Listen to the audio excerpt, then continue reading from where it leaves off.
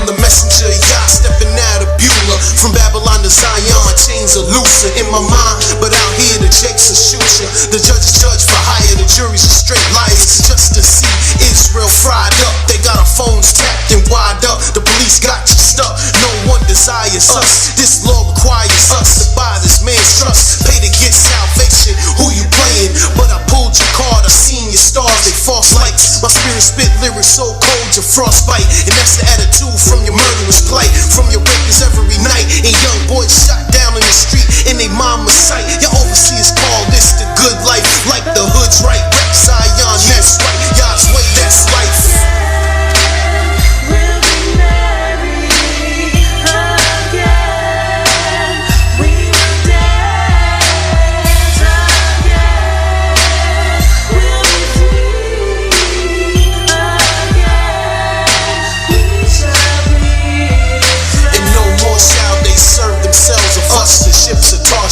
The glory of Lebanon will all flow to Yah's land. That's what we stepping on. The next plane won't miss the Pentagon. The bees is dying, Florida is drying. Look like death coming to Babylon. The nation about to be born. A pure language giving the call on the name of Yah. All people will serve the son, the black supremacist. No hippie on the stick, looking like Dennis the Menace. The demon is finished. When the wicked fall, the meek increase. Israel is free. Rejoice in the death of the beast. The resurrection of Yah's people. All your children will be righteous, walking in Yah's likeness, mirth and happiness, all glory in the land that Yah is blessed. See the truth manifesting Yah's elect.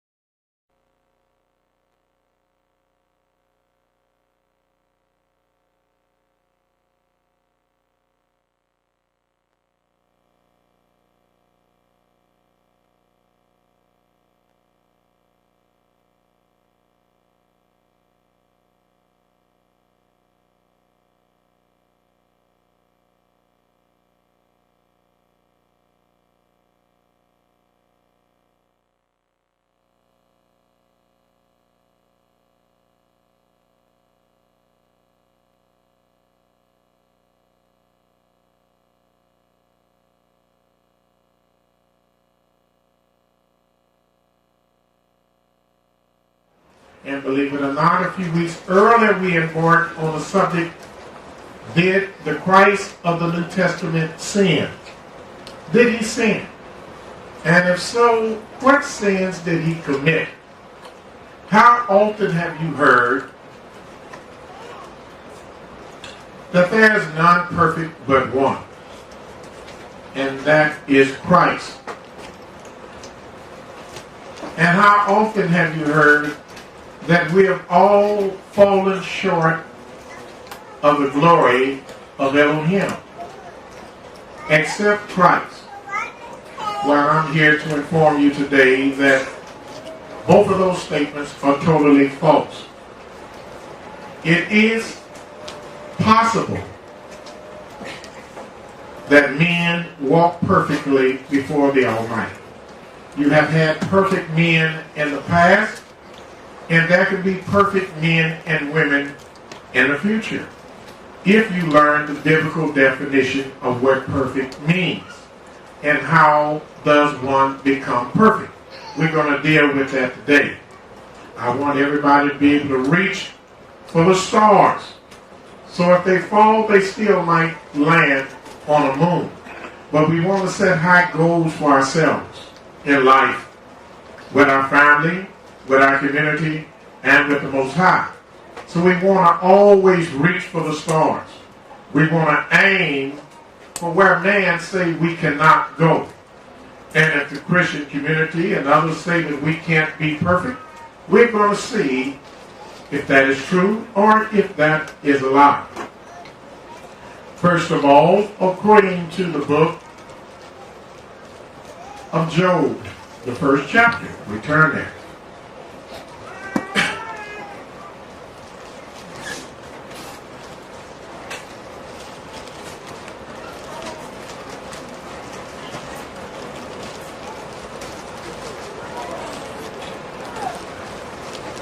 According to the book of Job, the first chapter, would you begin, allow everybody to get to the first chapter, and then we're going to read a few things together.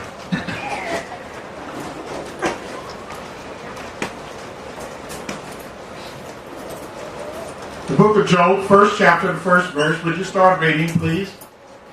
There was a man in the land of Uz, whose name was Job, and that man was perfect. Now, we've heard that nobody was perfect. But here the Creator said there was a man in the land of Uz whose name was Job, and he said that man was perfect. Continue. And upright. And he was upright. And one that feared Elohim. He feared Elohim. And eschewed evil. And he hated evil. He hated evil. And a lot of people say, well, I don't hate nothing. Well, if you don't hate, that means you don't love. It's impossible to claim that you love someone when you don't have hate. Matter of fact, you only know that you love when you can feel the presence of hate. Like me saying, I love this young man, but at the same time, I love people also that abuse children. I love people that kill and murder children. How can I love them and them as well? That's how I know I love children, because I hate people that abuse children. I hate people that rape children. I hate people that take advantage of children. And that's how I know that I love children, because I feel this disdain in my heart for those that do this ill will to others. That's how you know that you do love. How can you love your wife, but you don't mind seeing her naked? You don't mind seeing her suffer. You don't mind seeing her without. You wouldn't mind seeing another man abuse her, but you love her. That's how you know you do love your wife, because you would hate to see your wife abused. You would hate to see someone take advantage of someone that you love. It's only through hate that we know love. If it was not for hate, we would never know that we do love. We only know perfection because we have seen imperfection. If we had never seen imperfection, we would never know what perfection could be. You would never know what good is if evil was not present. And that's how we know what good is, because we've been able to determine what's bad and what's evil. Likewise, it said that this man Job, he hated evil. So it's let me know now that by him hating evil, that he was a man that loved righteousness. The scriptures, if we turn The Psalms 97, and hold my page.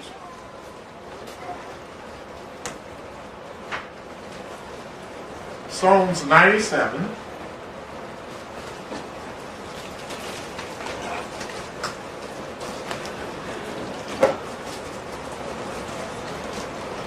The 10th verse.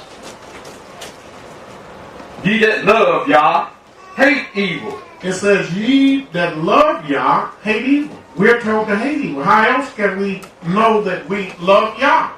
If you don't hate discrimination, you don't hate racism, you don't hate nobody exploiting your people, degrading your people, misusing your people, murdering your people. If you don't hate this, then you don't really love your people. You just love yourself. Because you can't love your people and love and don't mind seeing these atrocities committed against those. So that's how we get to bearing. That's how we know our perspective, by our feelings. Going back to the book of Job.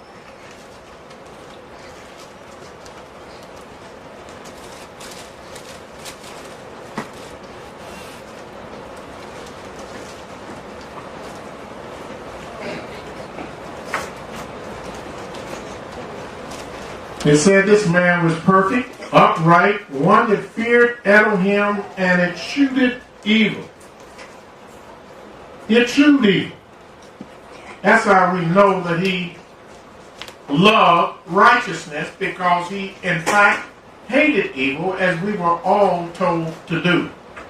Who can name me another perfect man in the Bible? And show me where that man was perfect.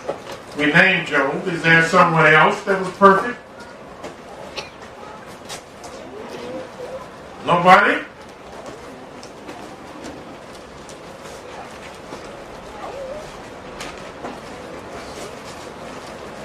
We turn to the book of Genesis, the 17th chapter, the very first book in the Bible. Going into Genesis 17 and 1. And when Abram was 90 years old and 9, Yah appeared to Abram. In other words, he appeared to him. Now, according to the New Testament, nobody can see the Most High. And of course, that's what the devil wants you to believe. He wants you to believe that the Almighty is just a spirit. And if you believe the Almighty is just a spirit, then consequently, you'll start believing that the devil is just a spirit. But that's how you know that we have physical things, because there's spiritual things. If there's a physical world, there must be a spiritual world existing.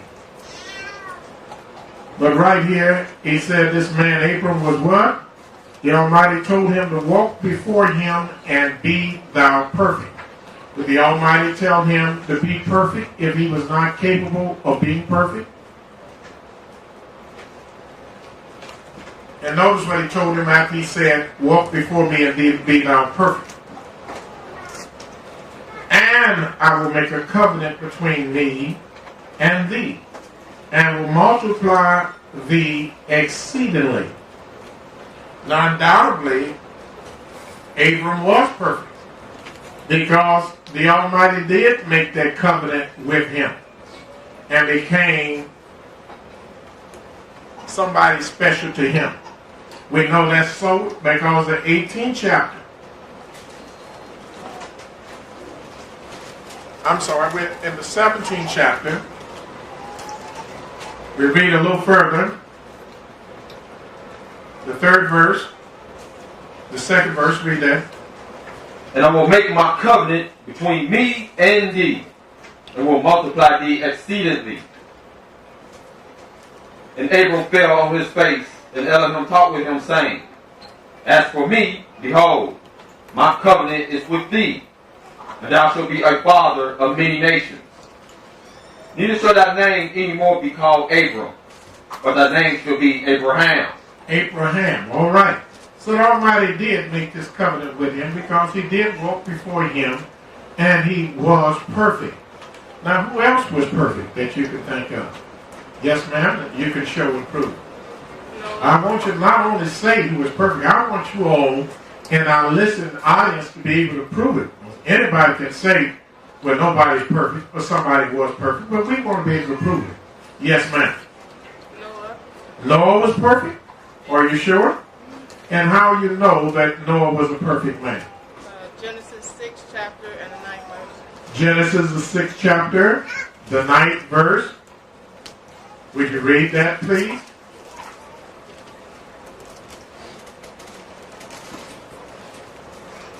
These are the generations of Noah. Noah was a just man and perfect in his generation. He was a just man and perfect in his generation. Yes, he was a just man and he was very perfect. He was very good. Now, who else can name a perfect man? Yes, sir, Elton? 1 Kings 15 and 14. 1 Kings 15 and 14.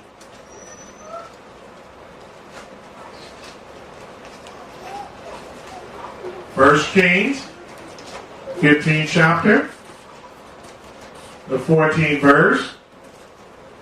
But the high places were not removed. Nevertheless, Asa's heart was perfect with Yah all his days. In other words, King Asa, it said his heart was perfect with Yah all of his days. All of his days, his heart was perfect with Yah. Continue. And the other perfect man that anyone wants to bring forth. Any other perfect man is someone I can think of. I think if you look at 11th chapter, you'll see another perfect man in that same Kings, 11th chapter. Anyone spotted him yet?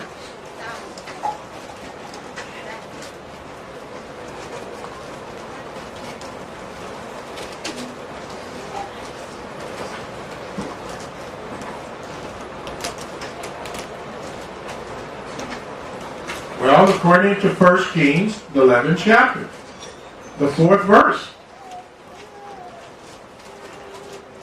Would you read the 11th chapter, the 4th verse? For it came to pass, when Solomon was old, that his wives turned away his heart after other deities, and his heart was not perfect with Yah his Elohim, as the heart of David his father. In other words, to let you know that David's heart was perfect. And Solomon, even though he was a wise man, very honorable man, that his heart was not perfect with Yah, as was David, his father. Now, David had a perfect heart. He was a perfect man. Now, did that mean that David never sinned? It don't mean that at all. David had sinned. Once David said, the sins are more than a hairs in my head. But David repented. David turned from his sins. As all of us will have to do one day if we want to strive to be perfect. We have to turn from our sins. Let us look and see what is required for a person to turn from his sins, be forgiven of all their sins, and be righteous before Yah. Let us turn to the book of Ezekiel, the 18th chapter.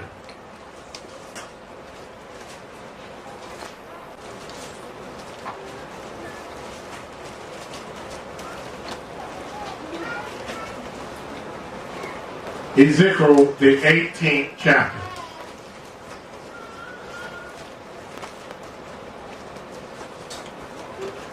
I want you to start reading at the 20th verse, please. The soul that sinneth, it shall die. It didn't say the soul that sinned and turned to Christ or turned from Christ would die. It said the soul that sinneth, it shall die. Now, for our Christian community that is listening, let us define what sin is. The Holy Scriptures define sin as an offense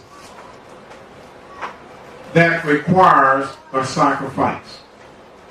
Any offense is a sin.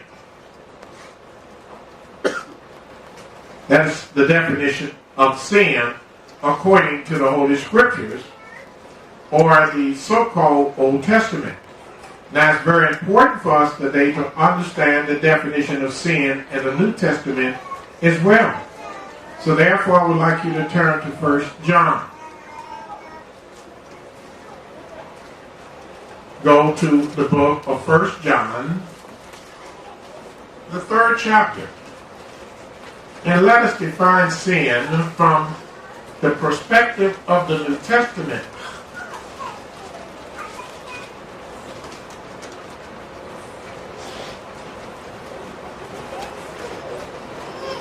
Now, according to 1 John, the 3rd chapter, their definition of sin is recorded in the 4th verse. It says, Whosoever committed sin transgresses also the law. In other words, I want the ministers and our audience to realize how they are deceiving the people in the various churches. You're teaching the people that they are not under the law. They don't have to worry about keeping the Sabbath day. They don't have to worry about refraining from eating pork.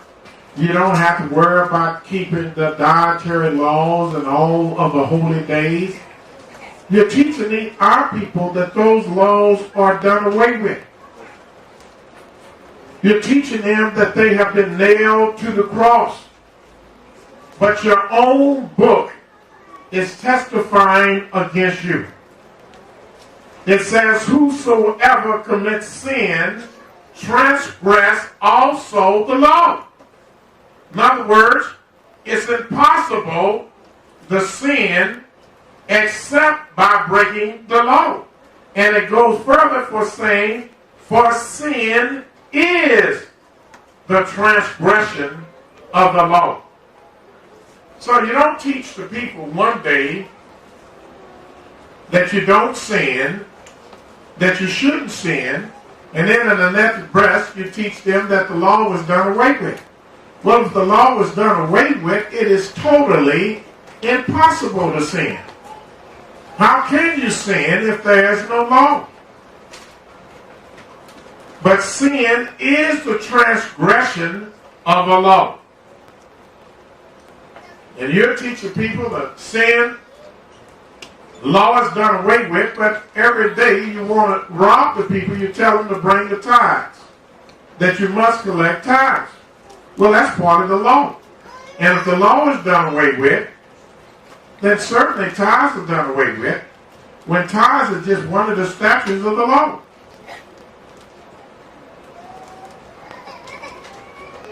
Further, the New Testament defines sin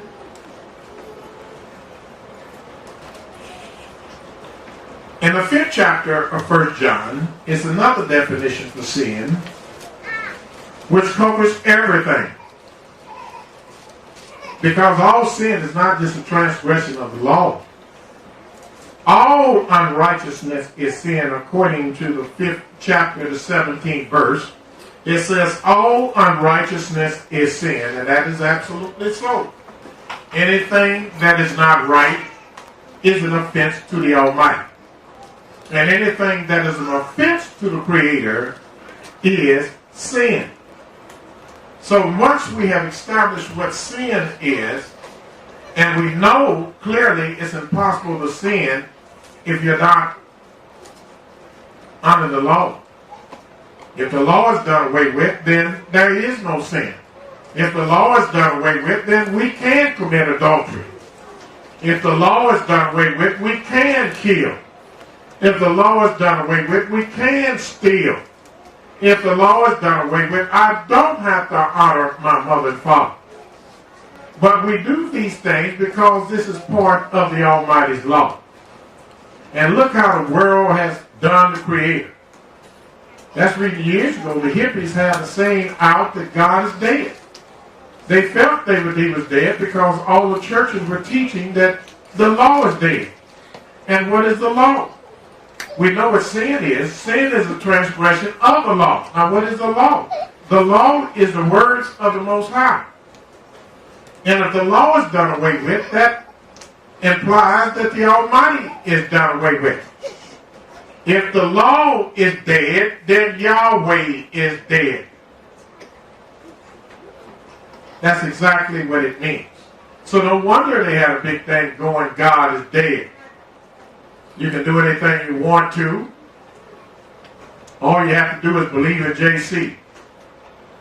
Believe he has died for your sins and you'll be saved. How is that going to help the sick child molester? Because he believes in JC. And believes that JC died for his sin, but he's still molesting children. He's still raping little children. How did that aid him? And the reality is, it didn't. So we wanted to define what the law is, and I also wanted to define sin. Now we reach the most important chapter in our discussion is, since I just disclosed to you that there were various perfect men in the Bible, there was Noah, there was Job, there was King David, King Asa, just to name a few, we have to understand, was Christ perfect? Since we have always heard that there is none perfect but one, and that is Christ. Now we must determine if Christ is perfect. And to be perfect, he has to be able to walk with the Almighty, and he has to be able to keep the Father's commandments. And the reality is, no, he was not perfect. There were over 12 different sins that I noticed in the scriptures that Christ committed. That were sins. Matter of fact, I'm writing a book on this now because there's no book been written about has Christ sinned. We have all concluded and believed that it was impossible for him to sin. And I quickly noticed 12 different sins. But before I am able to show you the sins, I have to bring to your understanding what sin is. Sin, in reality, is any unrighteousness. When something is not right. And the only one that can define when something is not right or when something is out of order is the Creator himself. Because you offend him when you're not right. And that's what sin is, an offense. We know what sin is by knowing the commandments. If a man does not know the commandments, he doesn't even know if he's sinning or not. For instance, if a man go to the store and buy an octopus and eat it, he buy some crab legs for a child.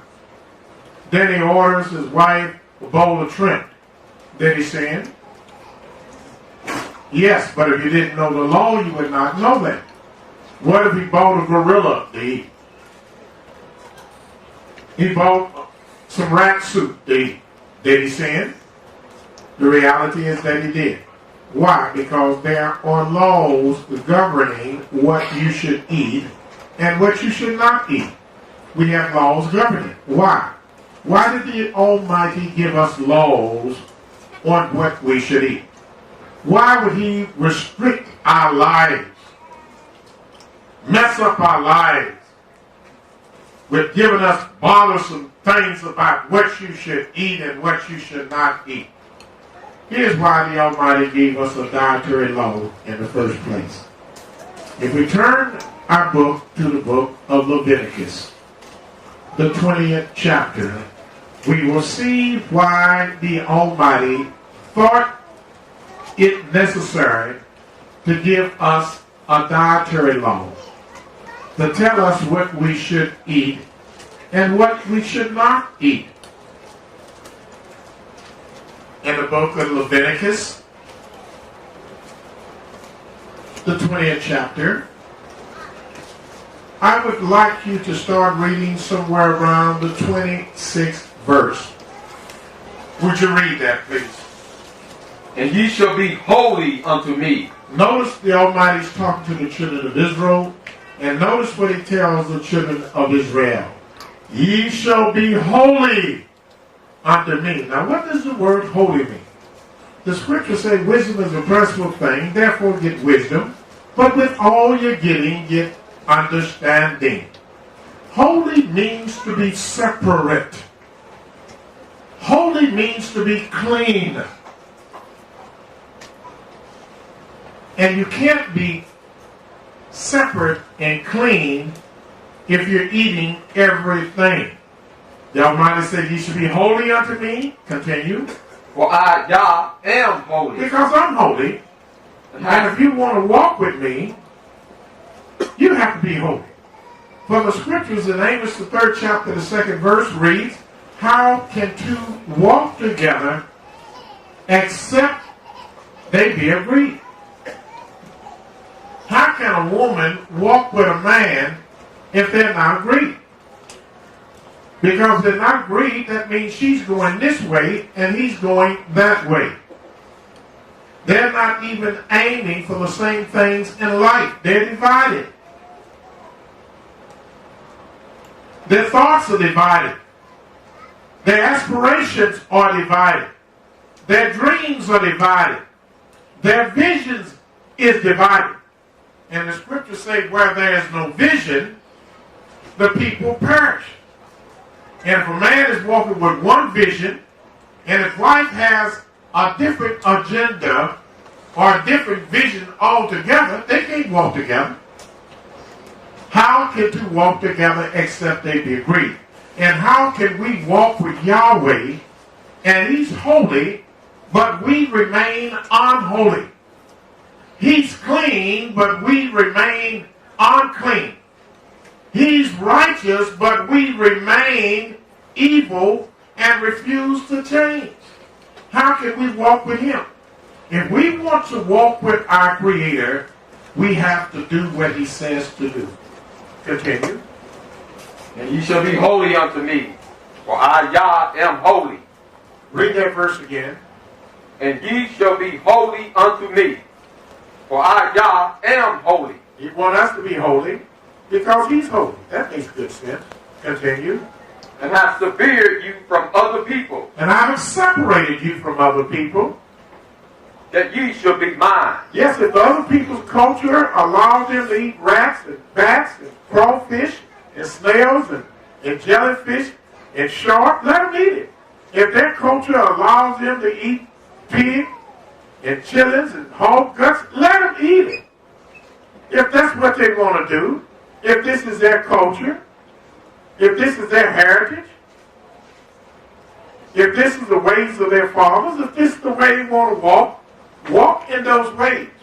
But we have elected to walk with the Most High. And by walking with the Most High, we allow him to be our teacher. We allow him to be our guide. We allow him to call the shots. We want to be holy? Let's see what he says requires to be holy. Continue.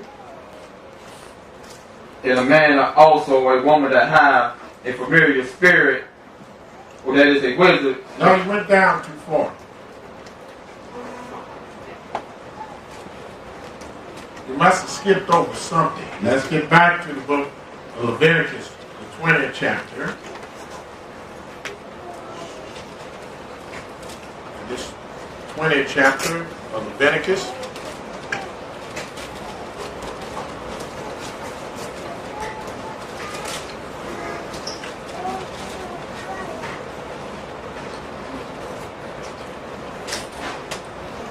It says, we didn't go up enough. I'm going to start at the 24th verse. Notice what the Creator tells Israel. But I have said unto you, ye shall inherit their land. I will give it unto you to possess it. It is a land that floweth with milk and honey. I am Yahweh, your Elohim, which have separated you from other people. I wanted you to be different. I wanted you to belong to me. I wanted you to be a peculiar treasure unto myself.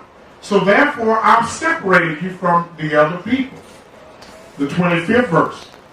Ye shall therefore put difference between clean beasts and unclean. So he told us to find out from him what's clean beast and what's an unclean beast. And I want you to put a difference between clean beasts and unclean. And between clean fowls and unclean. And ye shall not make your souls abominable by beast, or by fowl, or by any manner of living thing that creepeth on the ground, which I have separated from you as unclean. In other words, if I told you it's unclean, then separate yourself from it. Ye shall be holy unto me, for I, Yah, am holy, and have severed you from other people, that ye shall be mine. So if we want to belong to the Almighty, we got to walk away from the culture, from the people, from the habits, as the Almighty told Abraham to leave Mesopotamia. Abraham's mother and father and grandmama and aunt and uncles and all of his kin folks was in Mesopotamia. But the Almighty seen something in Abram that he didn't see in other people. And he told Abram, I want you to leave your father's house and come with me, and I'm going to make of thee a great nation. But just put your trust in me. And when you follow me, I want you to separate yourself from things that I call evil.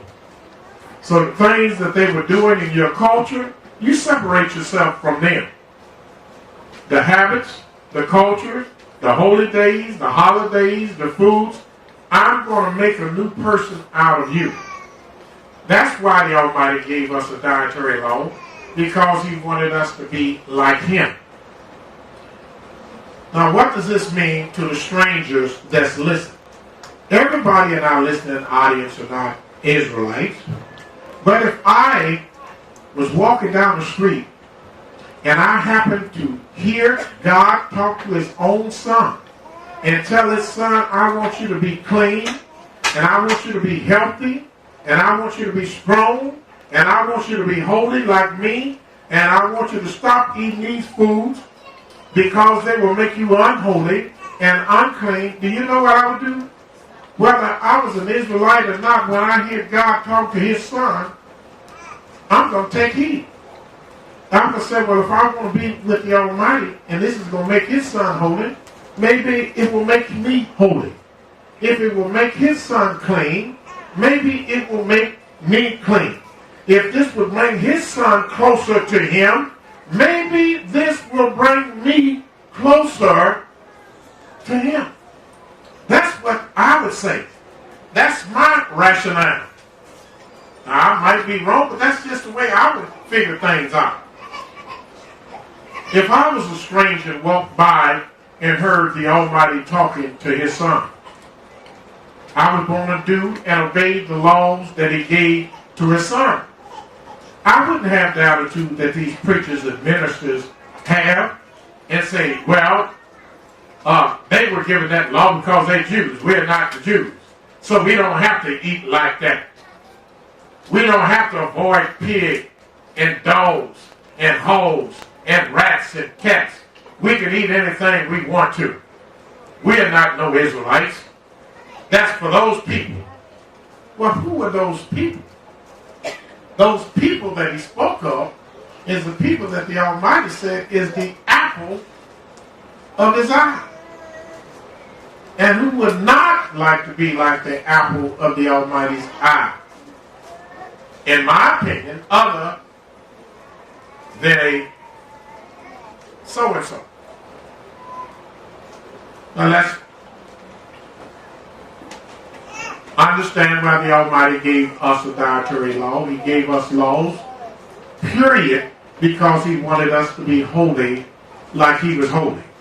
Now, if Christ was the Son of the Most High, as we have been taught, and Christ was the divine spiritual Son of the Almighty, as we have been taught, then he would have been in harmony with the Almighty. And he would not have been in adversity with the Almighty. He would have been walking with the Creator and not walking against the Creator, as I will soon show you that he did. But I wanted us to get a few definitions understood. What is a law? What is sin? And why the Almighty wanted us to follow his laws in the first place. He wanted us to follow his laws so that we can be holy or be like he is. Further, if you look at the book of Deuteronomy, the 14th chapter.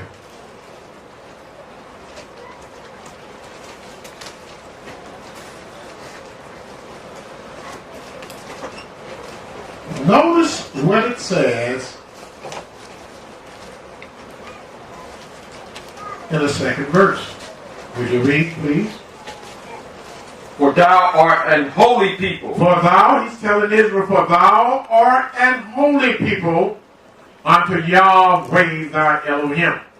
And while Yahweh has chosen thee to be a peculiar people unto himself above all the nations that are on the earth. In other words, the Almighty did not make us to be like Paul was to the Christians. Paul said he was like a human chameleon. A chameleon is a little lizard, and everywhere the lizard goes, he becomes what that environment is. If he walks around something green, he turns green. He walks around something brown, he becomes brown. Well, that's how Paul was in the New Testament. Paul said, I become all things to all men. To the Greek, I become as a Greek. To the Romans, I become as a Roman. That's when you got the old saying that be as Paul, go to Rome, and be as the Romans. Paul said, when I went amongst the Romans, I became as a Roman. He said, I became all things to all men. To them that are in the law, I became as under the law. As them that were without law, Paul said, I became without law. In other words, when Paul went around the crackheads and the sinners, he became as they were. He wanted, where's the pipe? According to his own omission, this is what he did. The words that I say are not my words, these are the words of Paul. So if there's any indictment made against Paul, he's making it himself, not I.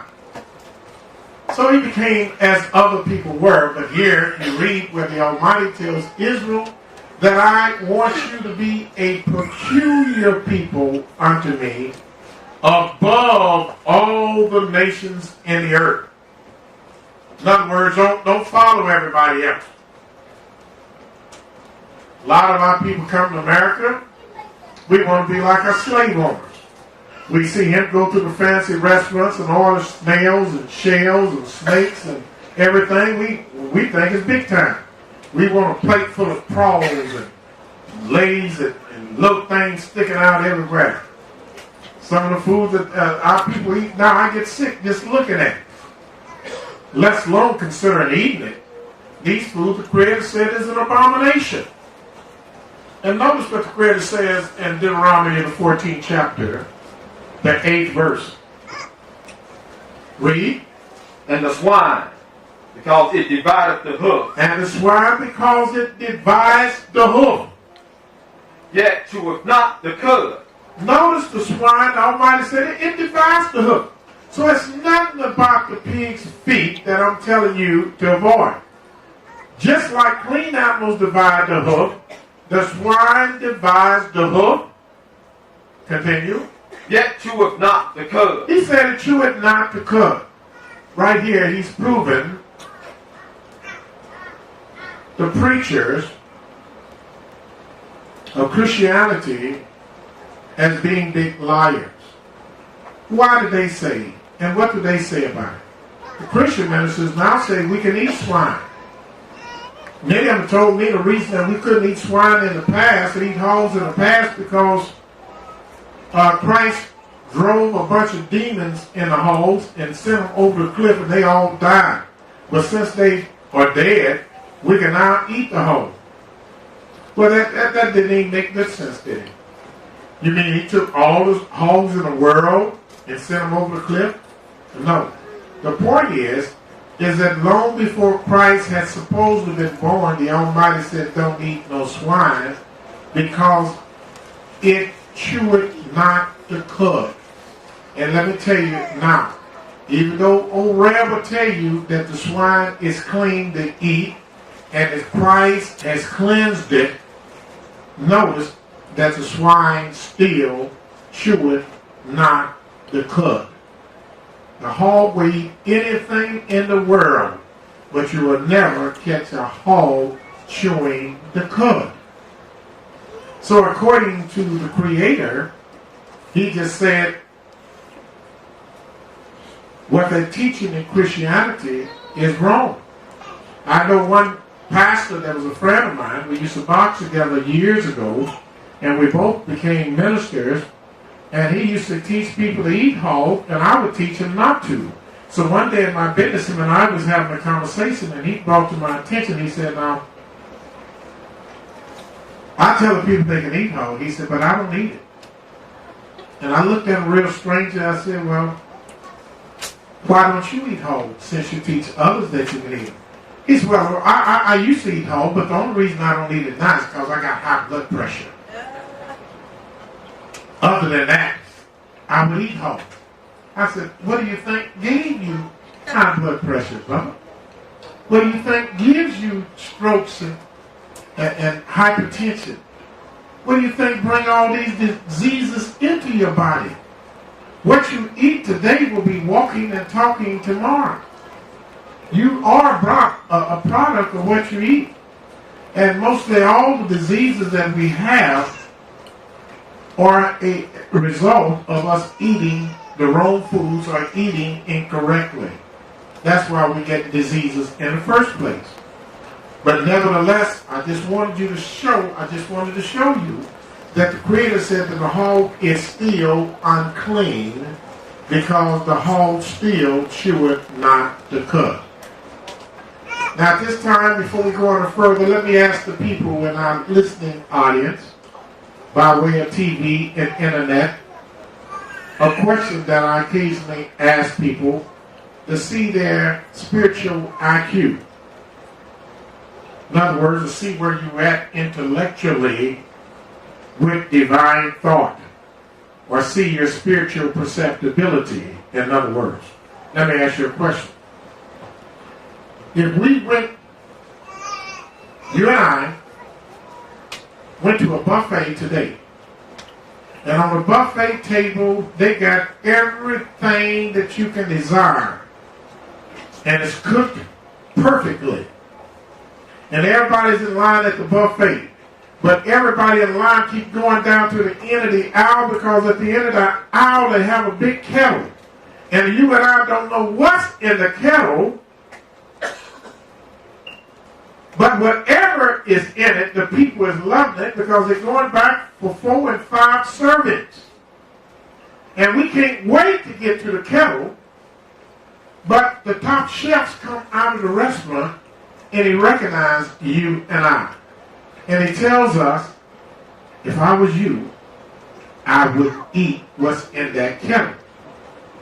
The question that I have, would you then eat it? Would you then go to the kettle and eat what's in the kettle, even though the chef of the kitchen came out and told you that if he was you, he would not eat what's in the kettle? Now, if you're real smart, you would say, no, I wouldn't eat it. And I would say, why? And you would tell me, if you were real smart, well, the chef that cooked it, if he cooked it and told me not to eat it, then he knows something that I don't know, and I got to give him that much respect and not to eat it. That's what you would say if you're smart. Now, if you're an intellectual, spiritual dummy, you would say, well, I would eat it anyway because the other people keep going back and it seems like it's real good. That's what you would say if you was an intellectual, spiritual dummy. But if you were smart, you would say, I would not eat it because the chef told me not to eat it. Now, my question to those people that are smart, would you give a chef of a restaurant more respect than you would the Almighty? The chef of the restaurant could be lying, but the Most High does not lie. He does not lie. The chef of the restaurant could deceive you, but the Most High never deceives us. Now, the Most High, who created everything, told us that He's going to bless us and allow us to eat the good food and the good things of life, and told us not to eat the whole. Well, many of our people will obey the chef of the restaurant where they would not obey the Most High. In other words, they would show the chef more respect than they would the Creator of the heaven, the earth, the sea, and all that therein is. And my common sense would tell me, if the Almighty created every animal on this earth, and He told us to refrain from eating certain animals, that I would take heed to what He said. Matter of fact, I would take heed to Him even quicker than I would the chef that cooked the food. Because the Almighty has the capacity of blessing us where the chef can't. So I would listen to the Most High. Most of our people would listen to the chef, but when it comes time to open the Bible and see with their own eyes where the Creator of the universe said, don't eat no swine, they will go out and do exactly what the Almighty said not to do. This is called disobedience. This is called rebelliousness. And the Almighty said rebelliousness to Him is as the sin of what? Witchcraft. You might as well be practicing witchcraft as to show rebellion against the Creator. Now let's turn to the book of Matthew and let's get right into the nitty-gritty. I said that Christ broke some of the commandments of the Bible. And you need to ask me where. I want you to hold that 5th chapter. Then I'm going to show you some other ways. Because it is said that there are over 300 different commandments in the Bible. In other words, there's over 300 different ways a man can sin. And I'm glad that we have an Elohim that's wise to be able to direct our lives in the manner that He has. He can tell us what kind of material to wear. Because anytime you offend your body, you offend Him. And sin is an offense. And He didn't want you to offend Him in any way. And anytime you offend your body by eating something that's bad for you, you offended Him. Anytime you wear some clothes that don't allow your body to breathe, you offend Him. That's when the Almighty told us don't wear any garments that are mingled with linen and wool together, but only wear natural material, all silk, all linen, all wool, all cotton, but don't mingle on them. A lot of people got skin diseases because they buy clothing that does not allow their skin to breathe. And bacteria begins to build up in their feet and body because they don't breathe properly, because they don't dress properly. They want to wear what's fashionable and not what is good for them. And what they do is end up offending their body, and our bodies are the temple of the Most High. And when we offend our bodies, we offend the Most High. When we eat a food that causes us harm, we offend the Most High because we offend our bodies. So we have a spiritual obligation to eat to live, not live to eat. And some of our brothers and sisters think they were made for it. They think they were made just to live to eat rather than to eat to live. You're only supposed to eat the foods the Creator tells you to eat, and only when you're hungry. If you're not hungry, your body's telling you something. It's telling you you don't need food. So don't put it in your system. Because your system is going to have a problem in the digestion and the assimilation and the evacuation of that particular product. You don't need it. So don't use it. He's telling us all these things in His infinite wisdom. But before I begin to show you the sins that Christ of the New Testament committed, I was explaining that there's over 300 different commandments. And we sin anytime we break any of these commandments. And then there are ways that we can sin without breaking the commandments. There's 4 different ways that I found that we can sin even if we don't break one of the commandments, is by sinning in the way that we look at the commandments. For instance, if we turn to the book of Deuteronomy, the 12th chapter.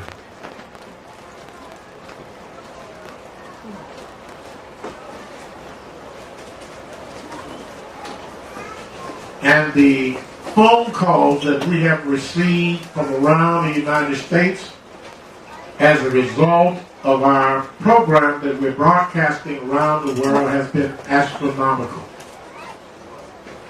It is commendable the amount of spiritual leaders that have contacted me and told me that we're walking as one and that they are now finished with JC. And they have turned their whole hearts toward Yahweh as a result of our program. So we take this matter very seriously.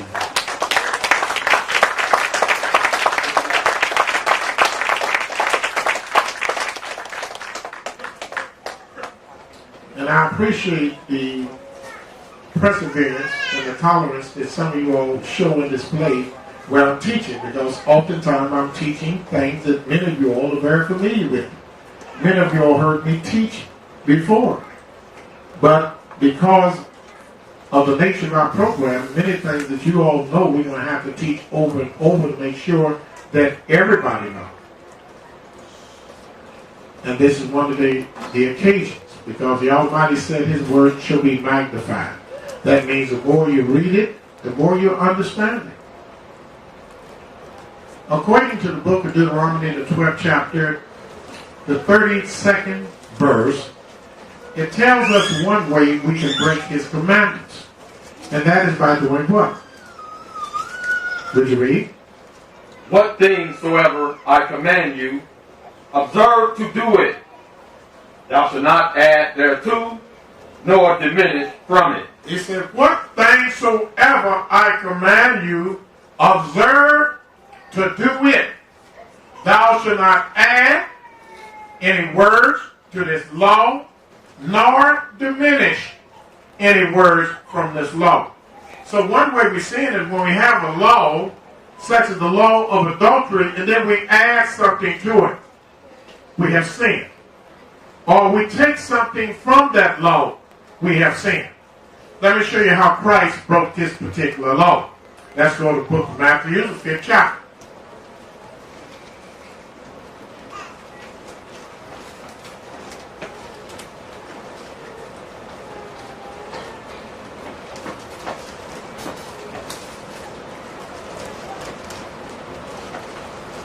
Now that you got the 5th chapter of Matthew,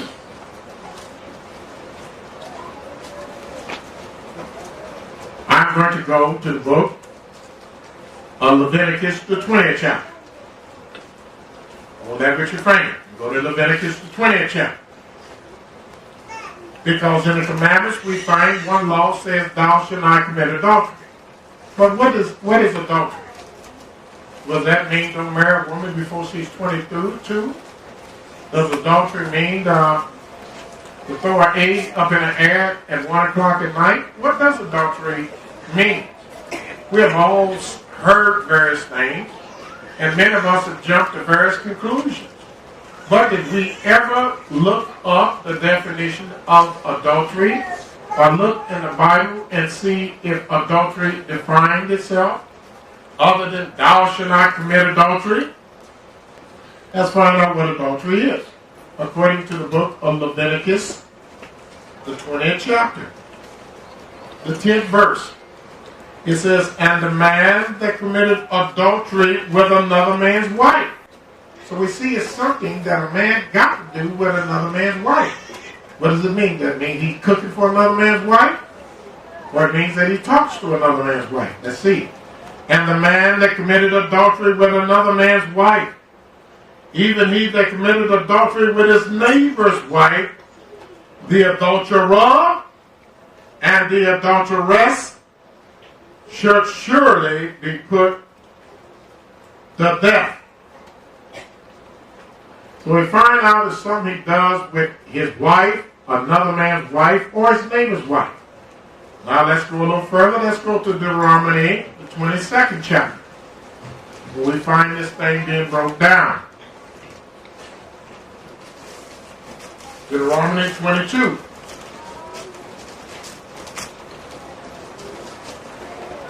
Then it gets into the gist of defining what it is. According to Deuteronomy 22nd chapter, the 22nd verse, it reads, if a man be found lying with a woman married to an husband. Notice, if a man be found lying with a woman that is married to a husband, then they shall both of them die. Then both of them shall die. Both the man that lay with the woman. Both the man that lay with the woman. And the woman. So shalt thou put away evil from Israel. So we find out that one way to commit adultery is to lay with a woman that's married to a husband. But there's another way to commit adultery as well. Notice the 23rd verse. If a damsel that is a virgin be betrothed unto a husband. That means she's engaged to a husband. She's not married yet, but this damsel is engaged or betrothed to her husband. And a man find her in the city and lie with her. Then you shall bring them both out unto the gate of that city, and you shall stone them with stones that they die. The damsel, because she cried not, being in the city, and the man, because he hath humbled his neighbor's wife. So thou shalt put evil away from amongst you. Notice, and the man, because he humbled his neighbor's wife, so shall I put evil from amongst you. So adultery is when you sleep with another man's wife, or you sleep with another man's fiancé, as we say, anytime he's engaged. That is adultery. Adultery is not a man with a single woman, but a man with a married woman or a woman that is engaged. That is adultery. Are there any questions on anything that I've taught today? And if not, hallelujah. With all of your heart and soul, if you know you fear Yah, then you're walking His ways. Love Yah, serve Yah. With all of your heart and soul, if you know you fear Yah, then you're walking His ways.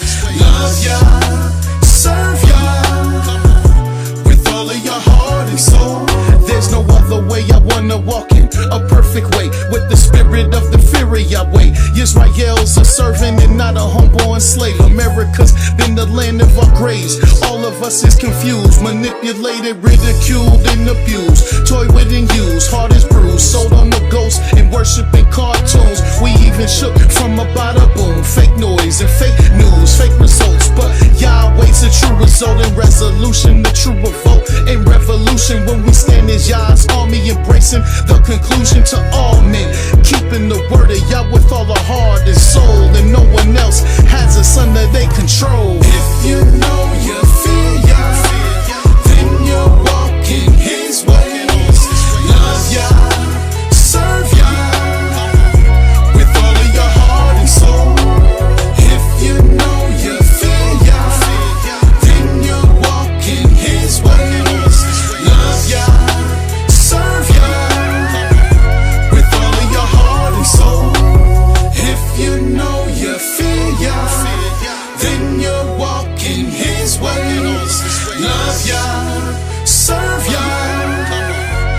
all of your heart.